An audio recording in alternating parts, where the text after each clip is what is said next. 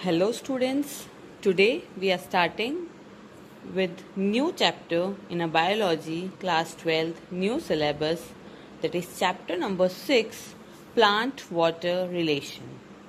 Today is the part 1 of this chapter, that is plant water relation. Okay, so let us start with the introduction of the chapter. In this, plants obtain varieties of substances like water, minerals, nutrients, food, gases like O2, CO2, oxygen and carbon dioxide from its surrounding. So various things are obtained by plants from their surroundings. Okay. Productivity in plant is mainly affected by non-availability of water. That means if all the other things are more or less something is missing, then plant can adjust. But the productivity of plant is mainly affected by non-availability of water. We can say that water is considered as a very important molecule. Plant cannot survive without water. It constitutes about 80 to 90%. Okay, or we can say that 90 to 95% of the water is present in plants. Okay, plant tissues contain about almost 90 to 95% of water. We can say that more than 50% of woody species are having 90 to 95, 80 to 90% of water in it. Okay, almost much amount of water is present in plants. Water is an essential for life. Okay, it is very essential component of our life. It covers 2/3 of the earth's surface and every living thing is dependent upon it. So we can say that water is very much necessary for life. The human body is comprised of over 70% of water and it is a major component of many body fluids, including blood, urine, saliva, etc. Water helps the cell to maintain turgidity and shape. Okay, water is the major component and it helps the cell to maintain the turgidity and shape. What do you mean by turgidity? Turgidity means the word turgid refers to cells or tissues that are swollen from water uptake.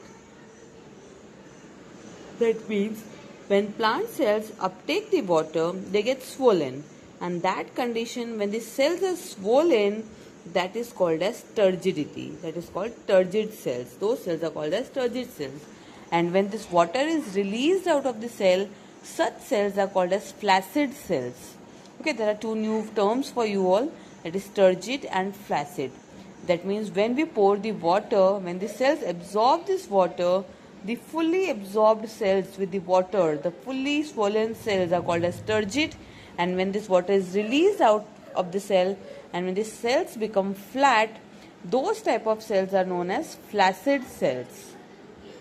Okay, so here we have completed the introduction part. Now we will start with the properties of water. Okay, properties of water. Let us study one by one the properties of water.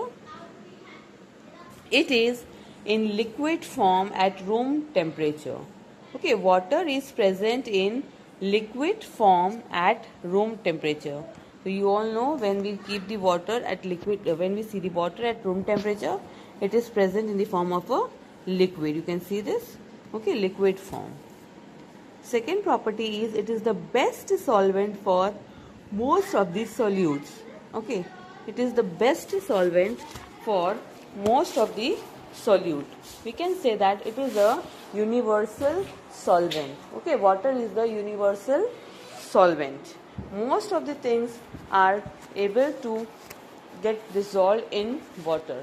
Okay, so it is one of the most and best solvent for the solutes. Now what is solvent, what is solute? So let us see here.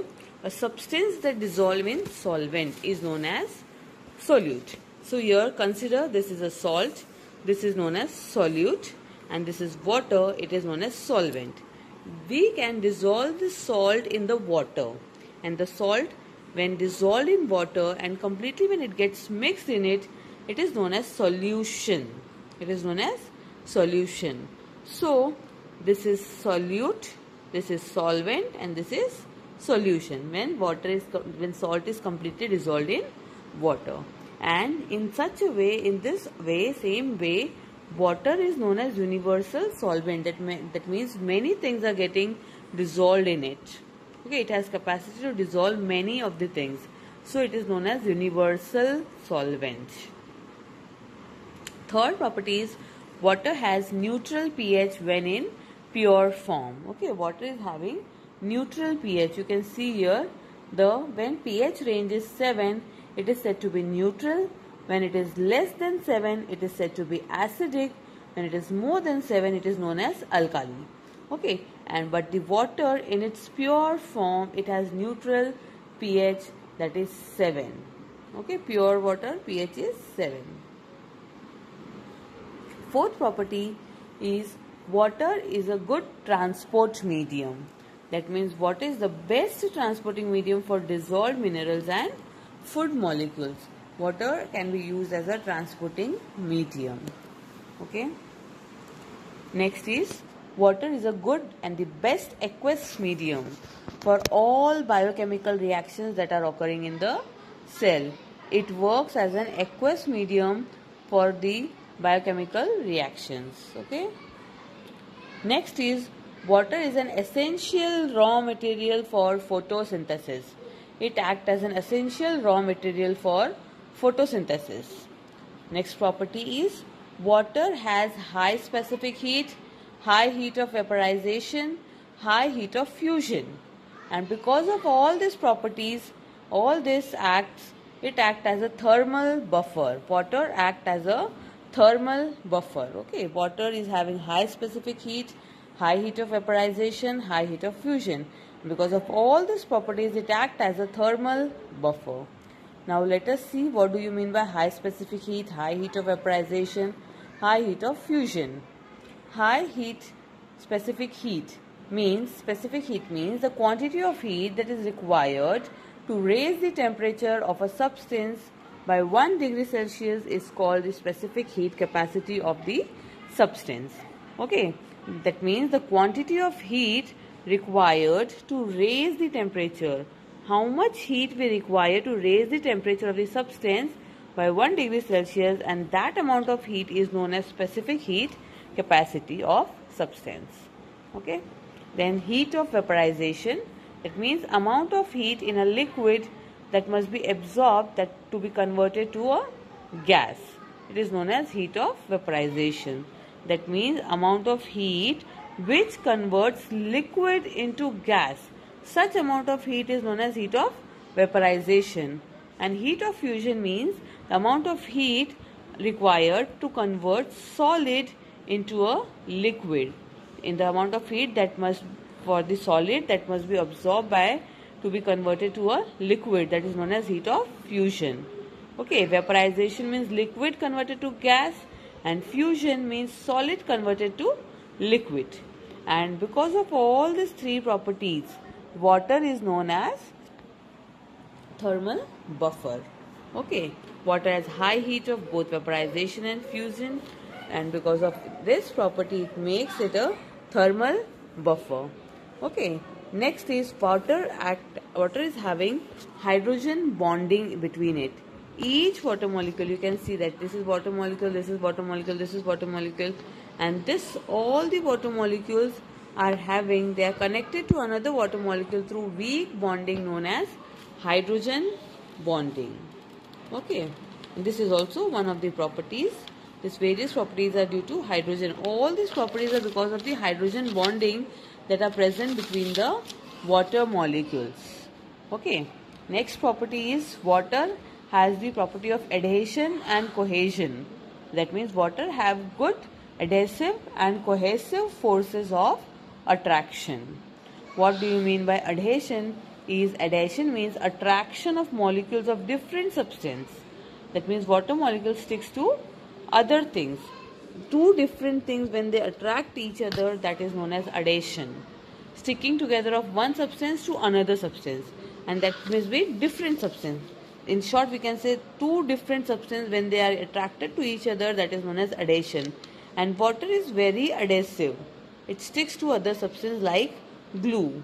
Okay, and because of this it performs the capillary action. Okay, what is capillary action? It is the process of pulling water up against the gravity in plant vessels. No, so we will study this. I will show you one example also about adhesion. Let us study cohesion first. Cohesion means the ability of similar molecules to stick to each other. Adhesion, different molecules stick to each other. Cohesion means similar molecules stick to each other.